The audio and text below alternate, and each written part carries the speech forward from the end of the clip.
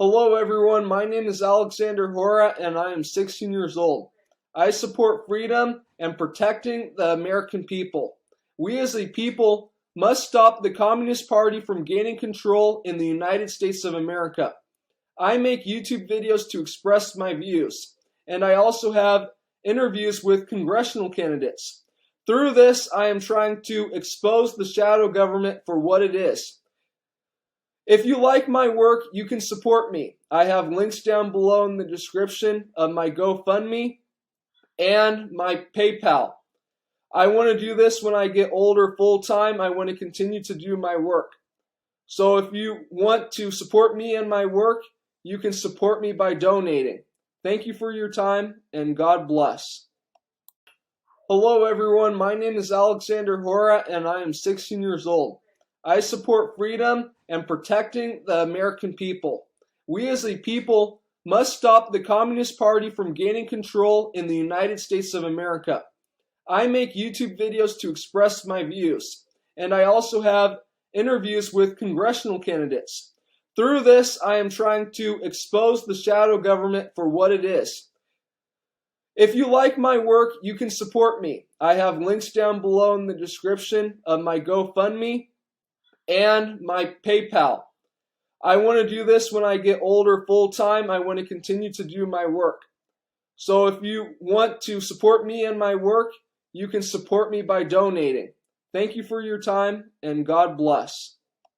We're having Michael Bluemling, Congressional candidate for Florida's 21st Congressional District. He is a decorated combat veteran.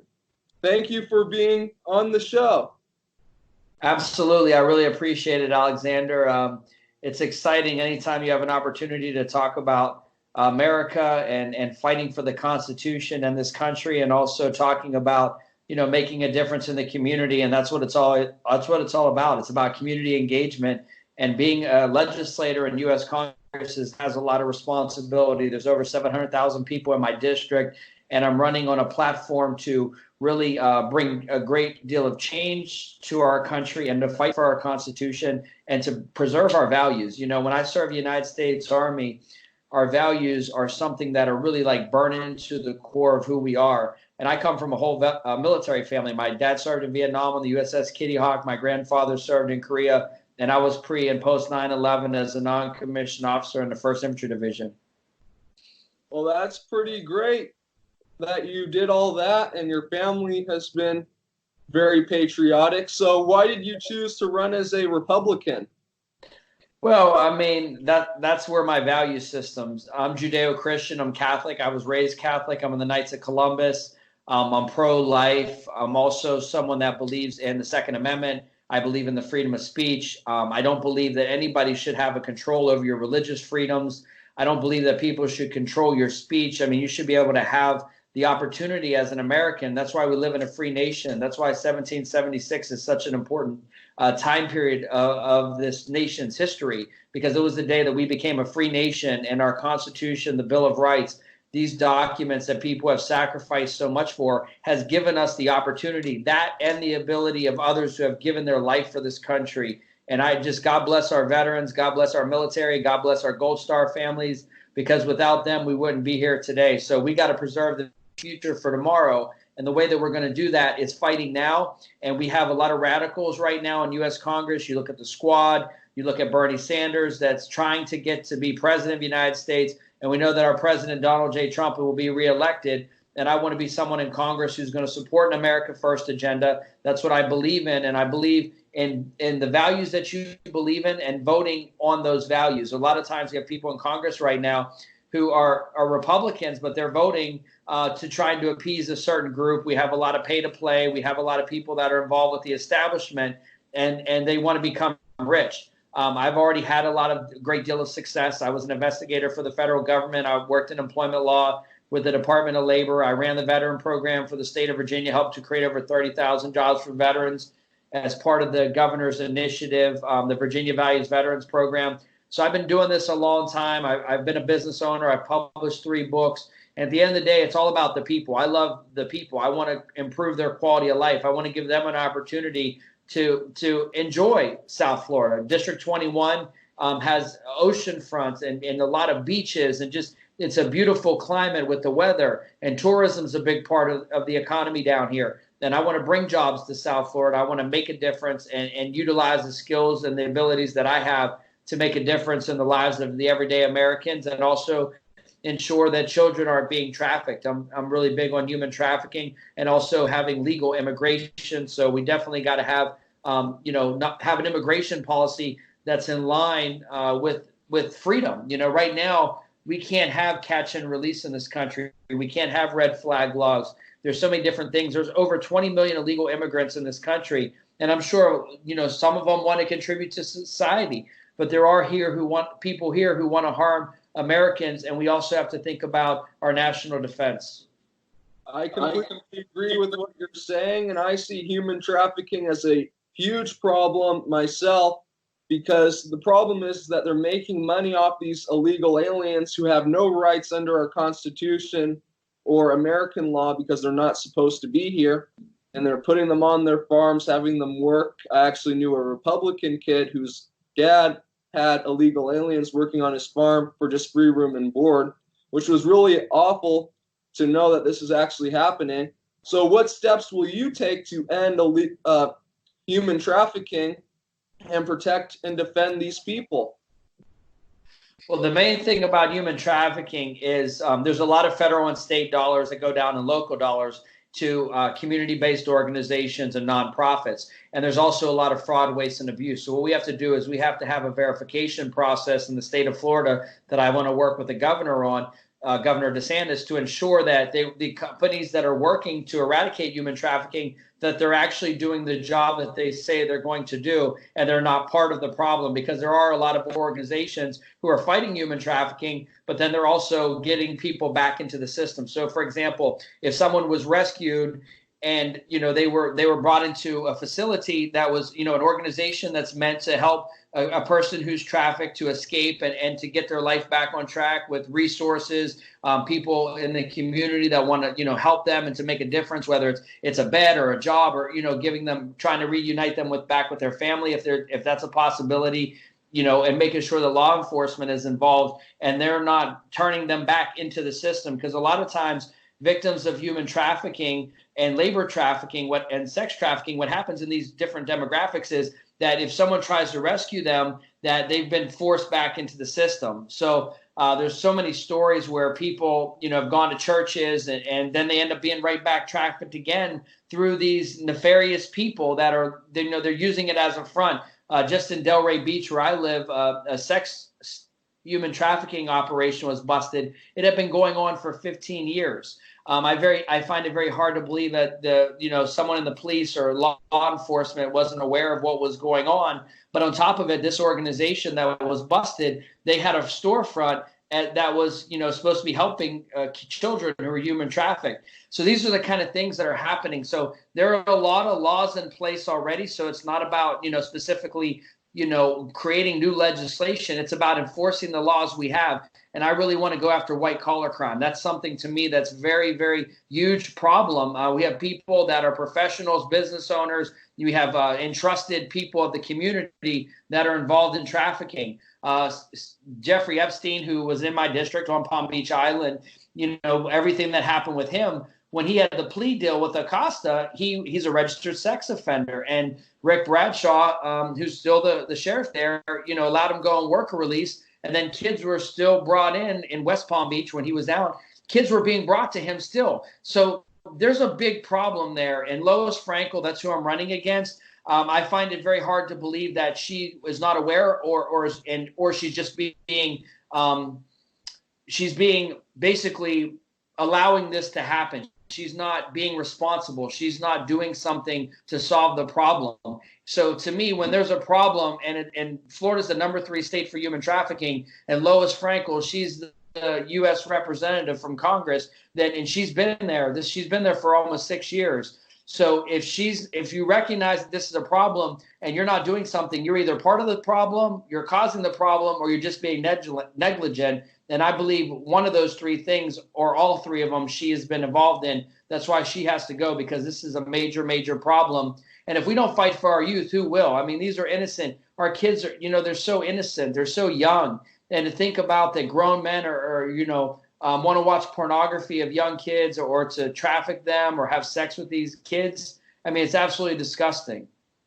I completely agree with what you're saying. So it seems that the federal government is actually aiding and abetting this human trafficking. This is something that is extremely well organized.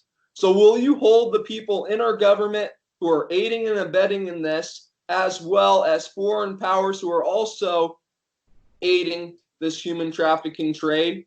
And will you hold them accountable? Yeah, what I want to do is work to ensure that we have the legislation in place, and then work within my party to have the support and also utilize the Department of Justice, because that's what their job is. We want to make sure that criminals are being prosecuted, and the Department of Justice will work to do that.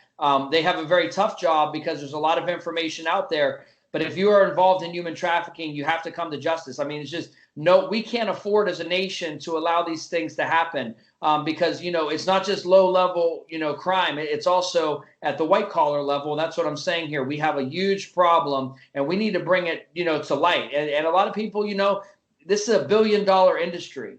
It's not just illegals who are being, sex trafficked too. It's Americans as well. So, it's like one of those things is like, as long as it doesn't, we're becoming desensitized. It's really becoming such a huge problem. And I can't understand that. I mean, this is something that is never accepted into society.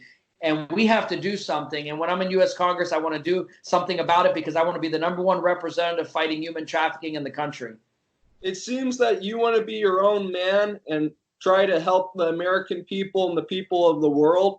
And it seems to me that, unfortunately, at least with the establishment Republicans and Democrats, a lot of them seem to be aiding and abetting human trafficking. This seems to go across party lines. Would you agree? Yeah, I mean, human trafficking is a bipartisan issue. I mean, it's happened on both sides of the aisle.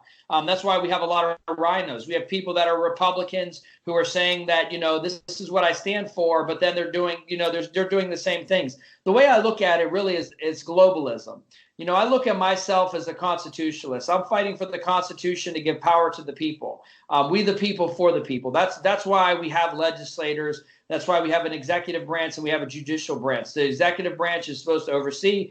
The judicial branch is supposed to ensure that we have the laws in place and they're being enforced. And the executive branch is supposed to write the legislation so that the judicial system can take care of their business and then stay in their lane. So really, this balance of power is what makes our country so unique and gives us the freedoms that we have. So we have an obligation to ensure moving forward that we're doing the things that we have to do. So when I look at it as globalism is whenever you want the rich and the poor, and you want socialism, and you also want the middle class to shrink. And that's what we have to fight against. The middle class is shrinking in this country. Our president, Donald Trump, has done a great job, but we need to bring jobs back here. Our president is doing that. We need to bring manufacturing jobs. We need to make America first. We need to think about foreign policy, and President Trump has done that with the China trade deal, reworking the NAFTA deal with Mexico and Canada, trying to have good relations between Palestine and Israel. I back Israel 1,000%, and we need to fight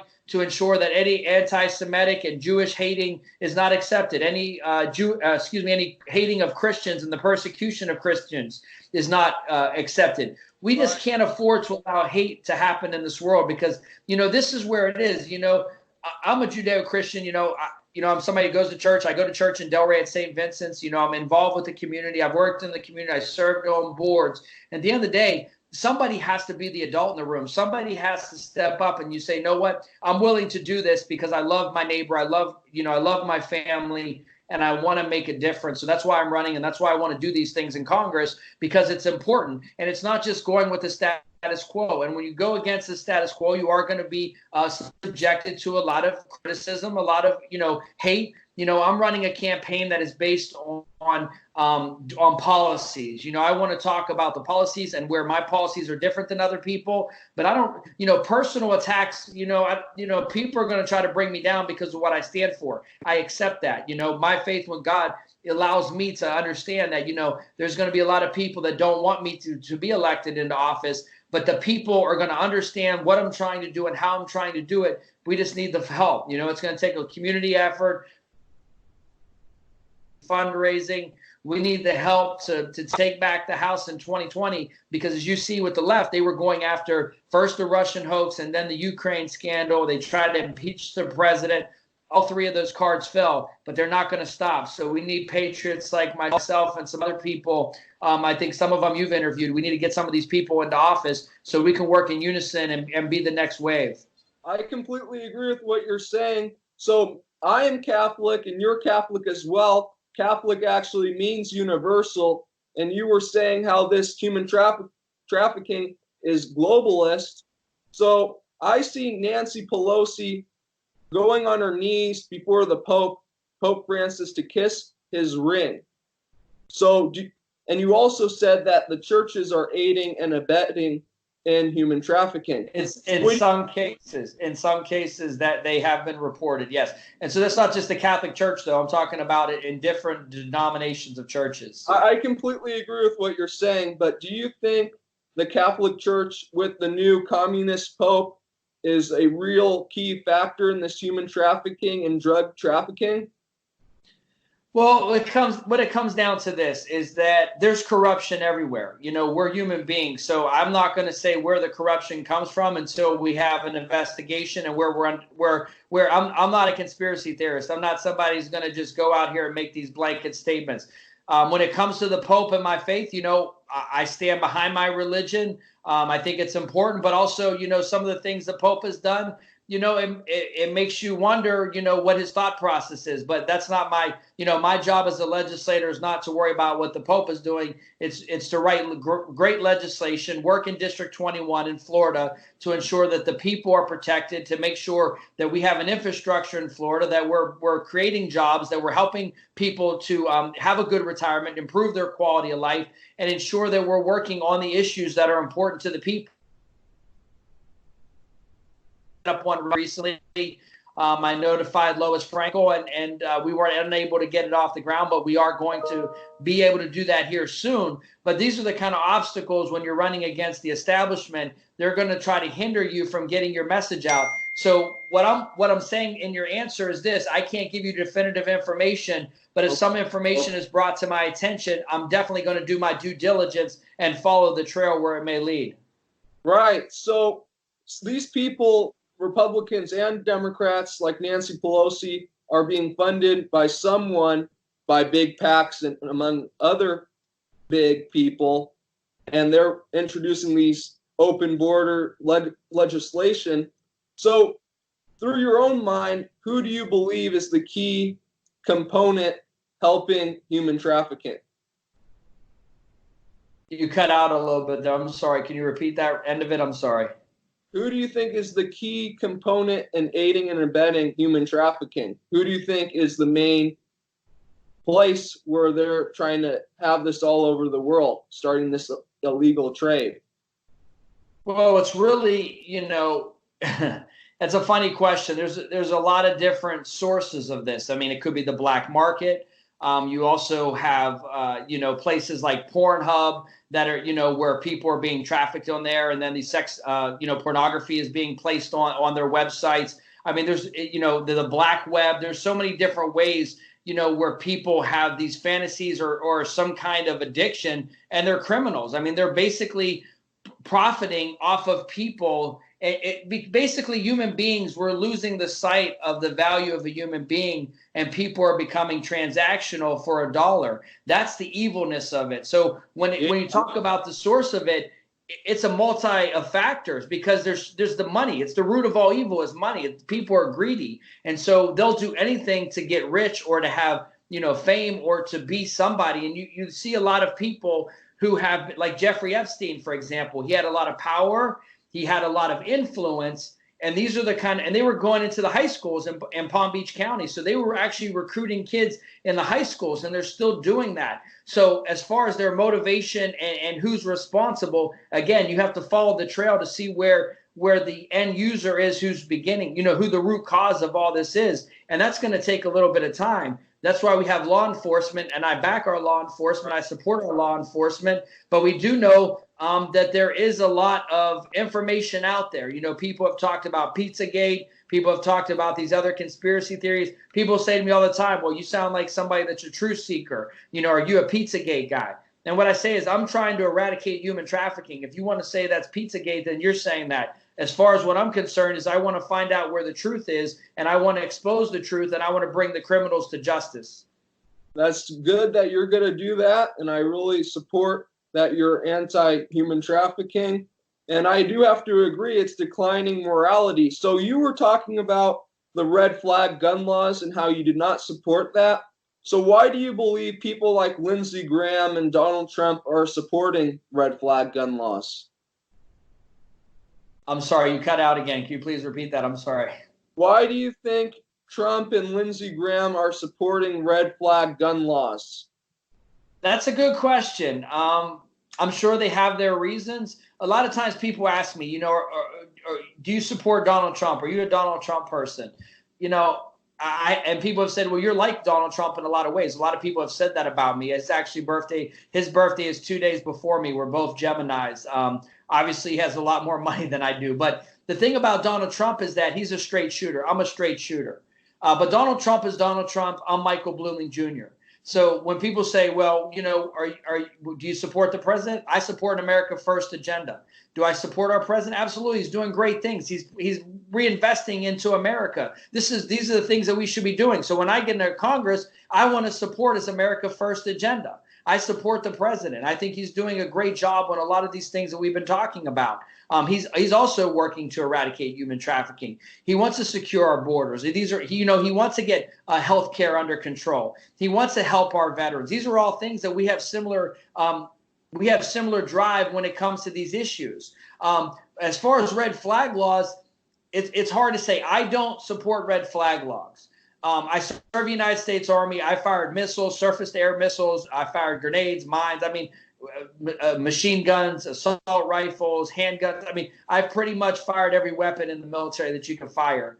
Okay. And what it comes down to is nothing happens unless somebody pulls a trigger or pulls a pin. There has to be an action made. So a gun isn't the problem. It's the intelligence and the gathering of the information. Now, behavioral health is a big part of that. I'm big into behavioral health and people being more open about that. But, you know, just because you have a behavioral health issue doesn't mean that you're going to go shoot up the local school or the movie theater. But you also do have to gather intelligence and make, you know, right now there's a lot of false alarms and false positives. And a false positive is when someone's, you know, say, hey, I'm a threat to society. I'm going to do this. And then it's kind of brushed off. And then, you know, it's just a hoax. So you have a lot of hoax. So the intelligence community is trying to gather all this information. And when they're gathering it, you know, they have to, you know, there's only so much manpower. And so how do you decipher between the credible information and the hoax? So that's why we have to properly train our law enforcement. We have to train our schools. We have to train our people in the behavioral health industry so they have the knowledge, skills, and ability to identify a real threat, and they're able to be a deterrent to that.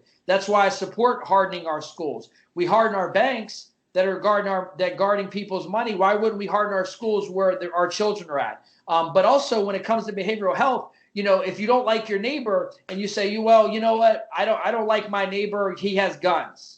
And you go over there and the police sees his guns? I mean, that's absolutely ridiculous. You know, it can get really out of control.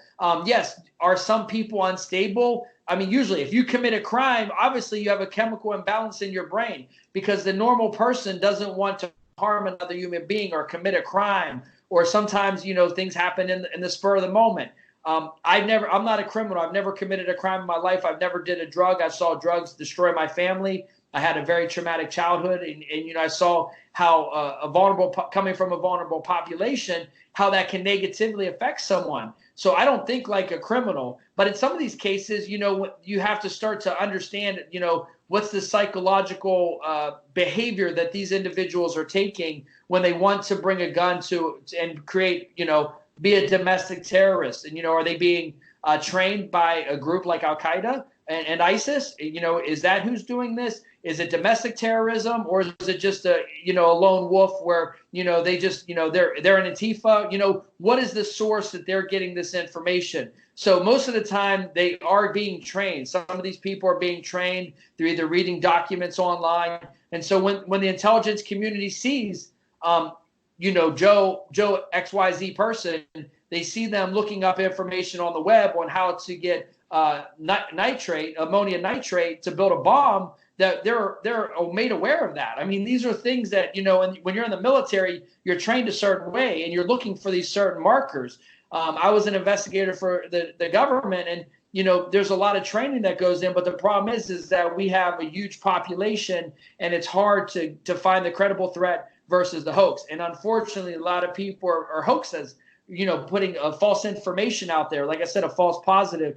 And what we need to do with those is we need to prosecute those people, because they're actually causing harm to society. When people are saying, calling up the school and saying, to ABC Elementary School, hey, we're going to come down there and we're going to shoot up everybody today. The school is put, into a state of emergency. It's on lockdown, law enforcement. Guess what? That's time, that's energy, that's money that's being spent. I mean, how often does that happen? That happens, in our law enforcement, our first responders are doing a great job. But, some of these things can be avoided.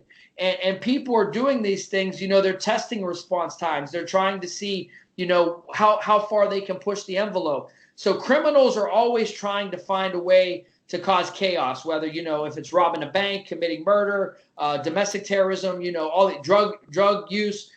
There's a lot of different ways that people are doing these things, white collar crime. So you have to be specific about what you're trying to tackle, and each process is different for each crime. But red flag laws and behavioral health is really important to our country, because we have to stop red flag laws, because you can't just say that somebody's a threat to society unless you have a credible piece of information or they've taken an action. And sometimes you don't know they're going to do that, and they just do it on the spur of a moment. As I mentioned earlier, it's like a crime of passion, or something snaps mentally within them. But we also have to be aware and provide behavioral health issues to the community. That's why I'm all about providing resources and education and eliminating fraud, waste, and abuse. There's a lot of behavioral health that's available to individuals, and we can utilize technology. Like right now, we're doing a Skype interview. I'm in a hotel. I'm actually up and going to the race tomorrow for the Daytona 500. The president will be there.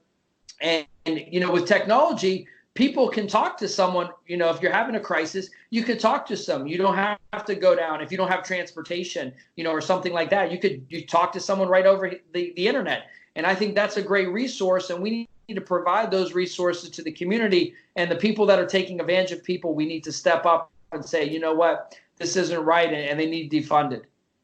I completely agree. When I look at Europe and a lot of countries such as England, they have banned guns completely, and knife killings have gone way up, and many others has gone way up types of killings. So they find different ways to commit their crimes. While I see Switzerland, a country which is very pro-gun, pro-weapon, pro-protecting yourself, and they have very few deaths in Europe compared to the rest of Europe. So will you make the American people sovereign again? Will you get rid of all these gun permits on the federal level and the fees? Well, I have a concealed weapon permit license for the state of Florida. When I lived in Virginia, I had one in Virginia, and a lot of these states are reciprocal. I'd have to look down, at the information and make a good decision. I'm definitely against gun registering. We don't need to. No one should register a gun. I mean, that's our God-given right, as long as you're not a criminal. And, what I really believe in the way that we can crack down on some of these gun problems is, when you do a background check, there's like 3 or 4, agencies that are involved in background checks. And if we had one centralized system, I think it would be a lot easier. You're trying to coordinate with the state police. You're trying to coordinate with the FBI. You're trying to make sure that, someone buying a gun is a law-abiding citizen. Most people that when you're going to a gun show or you're a gun collector, these people aren't trying to harm anyone. But the people that are criminals, whether they're trying to be on a register or not, if they want to get a gun or get a weapon, they're going to get it. I mean, that's the thing. They're a criminal. That's what criminals do. They're going to find a way to get those. So I think that you do need training. I think it's good. When you get a concealed license permit, if you're military like I am, we've already been specialized to training. So I know how to break down a weapon. I know how to utilize it. I know how to ensure we have safety. So I think those things are important when someone's handling a weapon that can, potentially harm or kill someone. When it comes to some of these things, every state, the laws are different.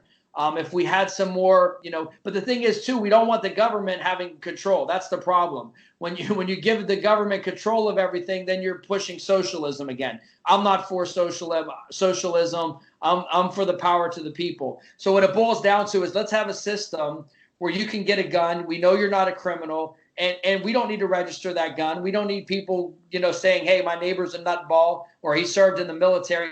I'm going to come take his gun. But I am for a process. If you want to have a concealed weapon permit like I do, I went and got one. I filled out my paperwork. I have nothing to hide. I got my fingerprints. I've had security clearance, secret clearances. I mean, all these different type of things. Not everybody works for the government or was in the military and had clearances. But, when these type of things happen, I don't think the government needs to know who somebody is, but it's good to know that you have some sort of training when you're doing these things. A personal story, for example, my sister, she served in the military. Her son was at a local church a couple years ago, and there was, I guess, a guy at the church, and he was with some of the kids, and they were shooting firearms. And I guess my nephew ended up getting shot because this is a perfect example.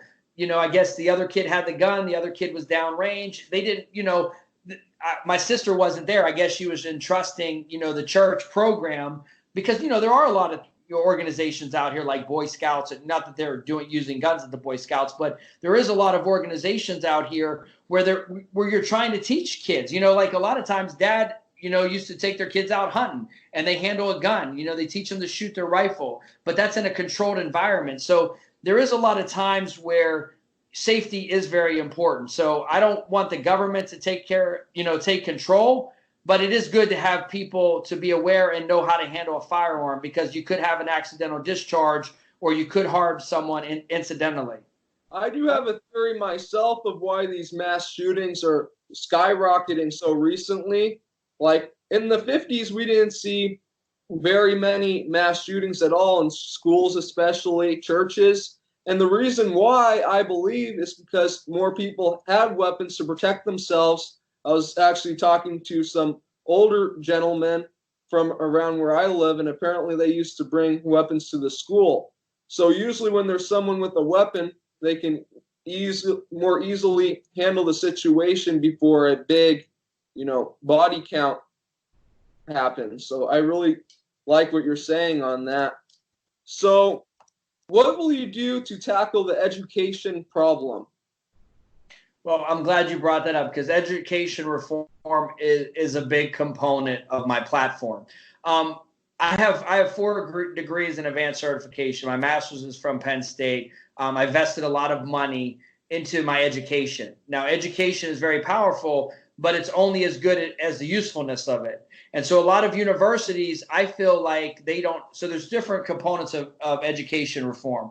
There's education reform at the elementary, high school level, and then there's education reform at the college level. Looking at specifically 2 different ways of looking at education reform. So the first way to look at it is through universities. Now, I feel like education system is broken. We have these universities that are getting all these student loans are happening to our children and they can't get jobs. Now, unemployment's at an all-time low right now, but high capacity jobs are not. So people are getting into financial debt and they're relying on their a lot of people are still living with their parents or, they're living in financial debt. And guess what people do when they get into financial debt after they have a degree? They don't get a job because when you go to get a job, a lot of times they're like, oh, we need somebody with experience. So you have to start out, at a low paying job, but then you have $50,000 worth of debt in some cases, for a bachelor's degree or more. And so when that happens, because when people are in college, usually they're borrowing more money than the cost of school to live. It's very expensive, and inflation in this country has been very high. So the cost of living is high, and people, they want to, a lot of people are working and going to school. I worked and went to school and got my degrees when I was working for the federal government after I got out of the military. I was fortunate. I had the GI Bill and the post 9/11 GI Bill. That helped me, but I still have student loan debt. I believe that universities need to have more responsibility, and that they need to have a partnership with the community and with creating jobs. So when someone graduates college currently, yes, there's a student department there, a student counseling department to help people who are graduating, to help them get jobs. They have, they have job fairs on their schools, things of that nature. But that's minimal. I mean, honestly, they're not going out heavily recruiting kids and helping them get into jobs that equate to help pay back the debt that they're getting from going to school. Now, if you look at Elizabeth Warren, she wants to give out free education and wipe everybody's student loans out. That's not acceptable. I mean, you can't just give it away free. There has to be a system, and the system that I believe in, that the legislation I'm going to fight for, is I want to keep universities that are public, that they have an obligation to the American people to be able to, if somebody goes to their institution, that they're working just as hard to tie into the community for jobs and to create those relationships. And I don't think that's happening right now.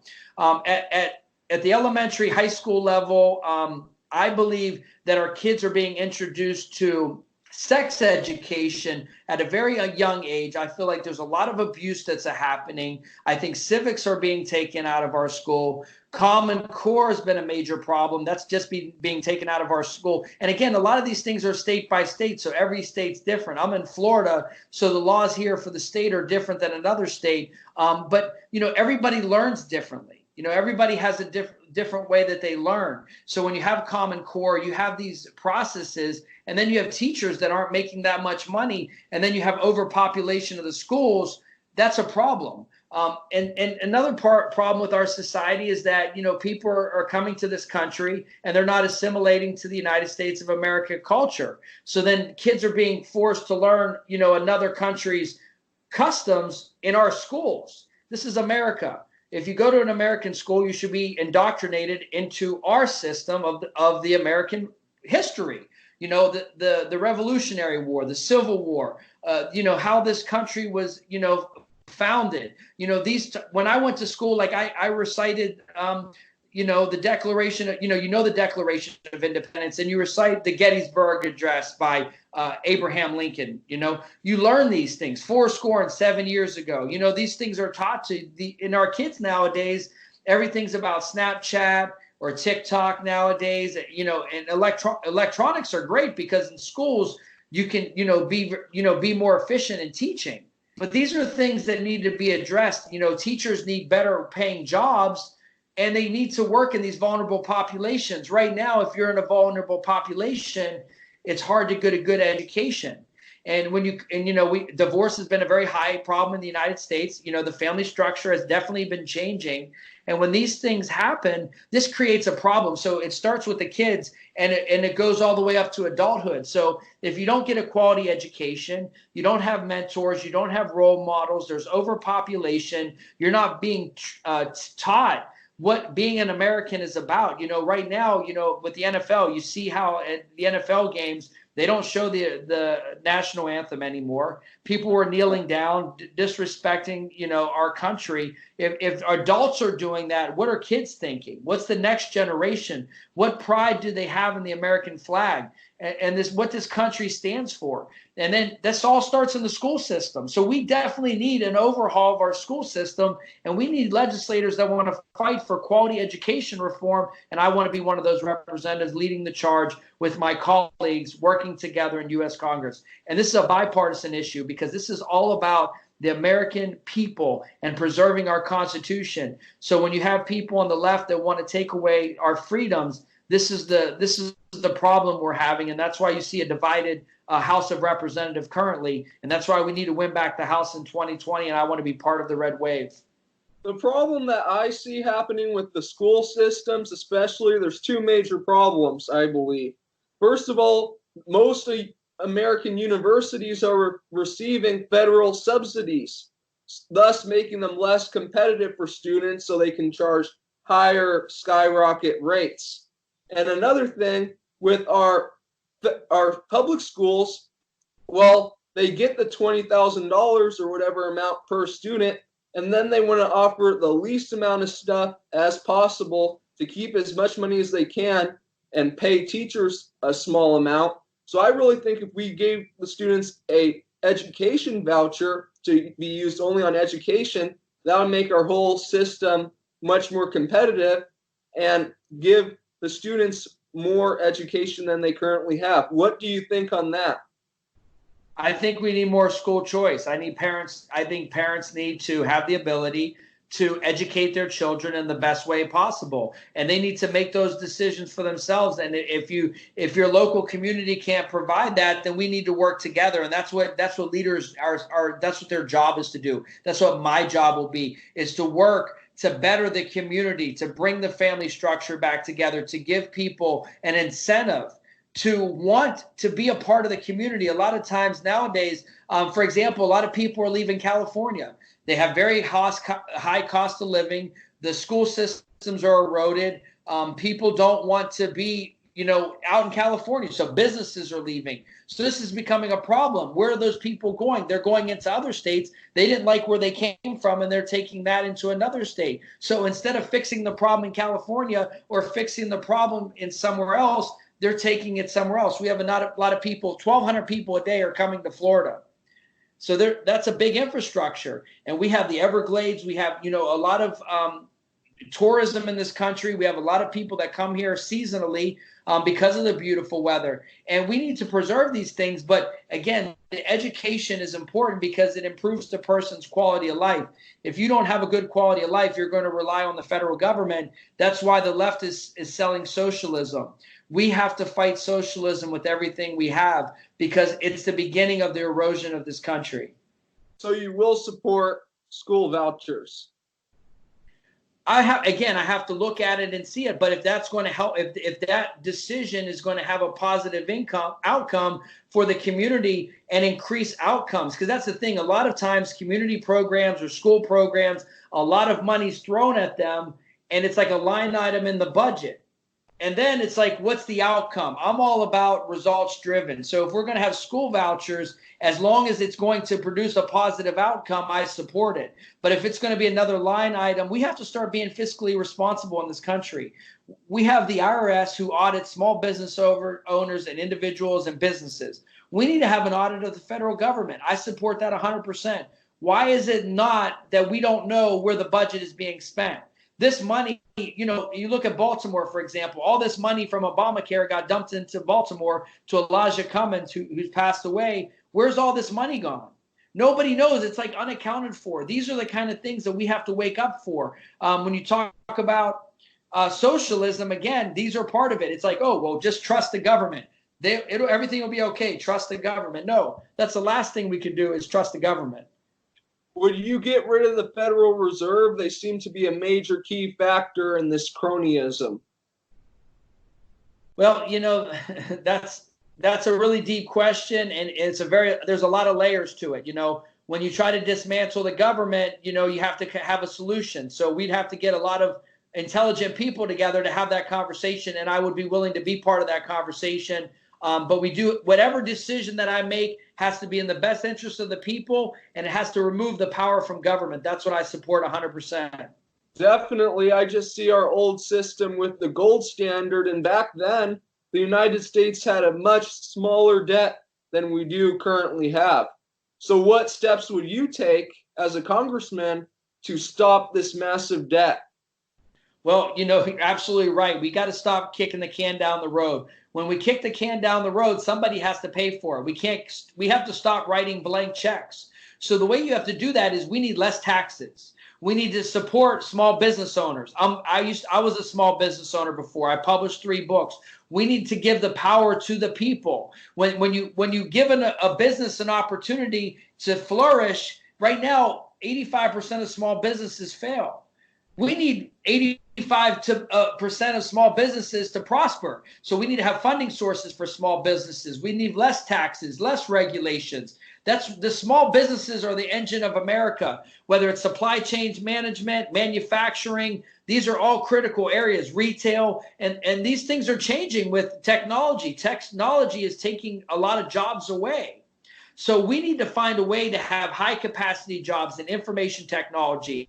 Um, in the industries, manufacturing, there's a lot of gaps in manufacturing. People don't want to do the work, but with the technology, these are specialized jobs that if you get the specialized training, maybe you don't need a 4-year degree. Maybe you need apprenticeship. Maybe we, work to have more apprenticeship programs to get people high capacity jobs with, these are problems. And then there's solutions. I'm a solution-based individual that's a leader to solve problems for the community. And a lot of times when it comes to financial decisions, people rush in decisions, or they like, oh, well, let's do a case study.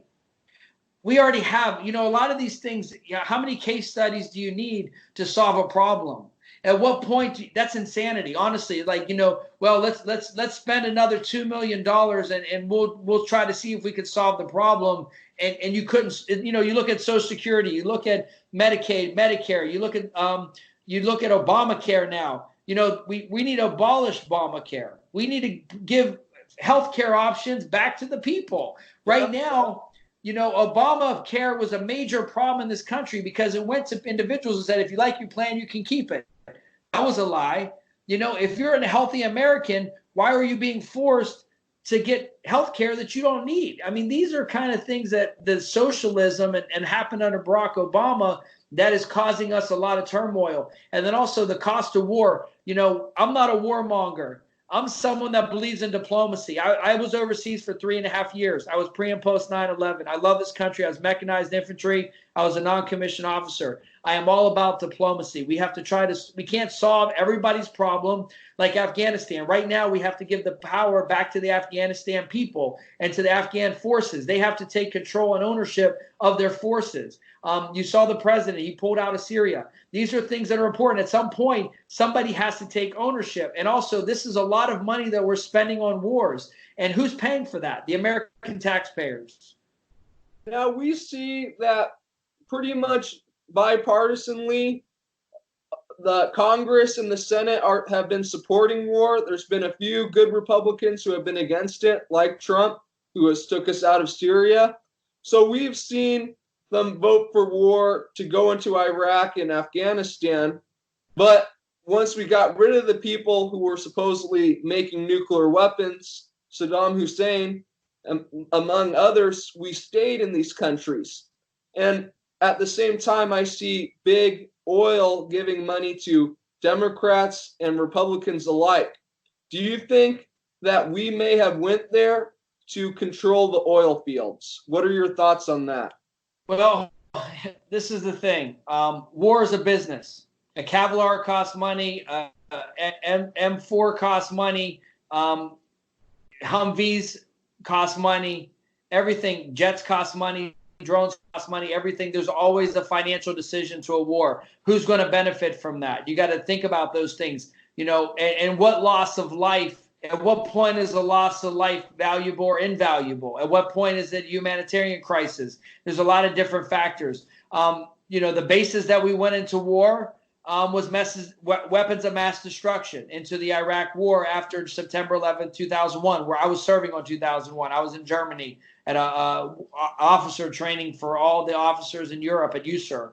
And so when you see these terrorist attacks in our country and you see people that want to kill Americans, we have to do something about it. What happened in Iraq and Afghanistan, we lost a lot of American lives. And we saw, this is crazy, but this is the truth about it. We saw after the wars that people were, these terrorists were able to take back control of these cities that our American forces have won and died people over. These people have been trying to kill each other in these religious wars for centuries, and it is over resources. A lot of these things, it's about turf, resources, and it's cultural. A lot of these wars are cultural because you have groups of people that don't like each other. The Sunnis, the Shiites, whatever it may be, these people don't like each other. And then you have other countries like Russia, China, Iran, When General Soleimani, when he was killed in Iraq recently, he was an enemy combatant. He was an enemy of the state. And so thank God that our president killed him because he was trying to kill Americans. They just attacked the embassy. These people want to cause chaos. That's the whole point of a terrorist. Terrorism is causing chaos. And a lot of the terrorism part of it is the money component. And it is control. And who's behind that? That's what you really have to face. That's why I believe former President Barack Obama should be brought up on charges of treason. He sends pallets of money. This is a stance that I take strongly. He sent pallets of money on American planes. Now, these American planes take unmarked bills to Iran. Now, this money was supposed to go to Iranian people. Instead, it went to the Quds Force and all these other individuals that are funding terrorist organizations. So then that money is utilized with IEDs, EFPs to kill Americans. And so when these Americans, they're sent back on these same planes that the money went over on.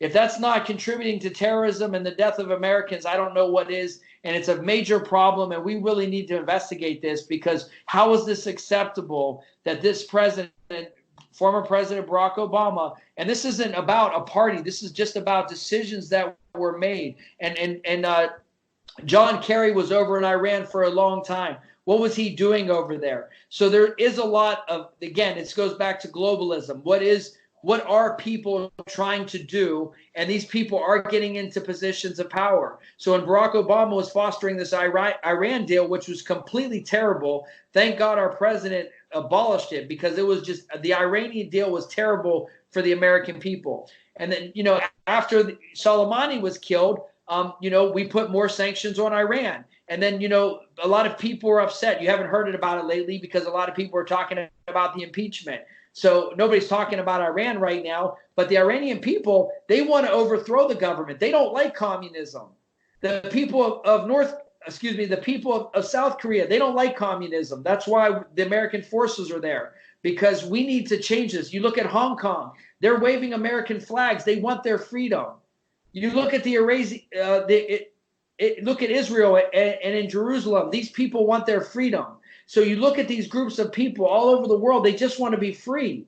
They want the American dream like we have. That's why a lot of people come to the United States, because we are a free nation. But these other countries, they're living under socialism, like Venezuela. They're living under communists, and look at them. They can't, this is like a third world country. These people don't have food. I mean, these people are dire straits. But it's the rulers that are doing this, these dictators that are causing these problems. And the United States we shouldn't be involved in giving money back to Iran, whether it was their money or wasn't their money. We shouldn't be involved, and this money is going back to killing American troops. So do you believe that we should just leave the Middle East and let these groups fight it over like they have been for thousands of years? I mean, at the end of the day, like I said, I'm a person that's about diplomacy. The United States, we have embassies all over the world. We need to ensure our sovereignty is protected.